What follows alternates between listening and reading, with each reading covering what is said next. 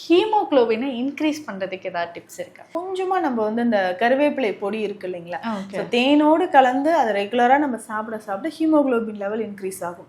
நம்ம நல்லா கவனிச்சு பார்த்தோம்னா தெரியும், ஹீமோகுளோபின் லெவல் குறைவாக இருக்கக்கூடிய நபர்களுக்கு அதிகமா ஹேர் ஃபால் இருக்கும், சீக்கிரமா வந்து நரைமுடி வருது அப்படின்னு சொல்லுவாங்க. அதற்கு எல்லாமே ஒரு பல காரணங்கள்ல ஒண்ணு இந்த ஹீமோகுளோபின் லெவல் குறைவா இருக்கிறது அப்படின்னு சொல்லலாம்.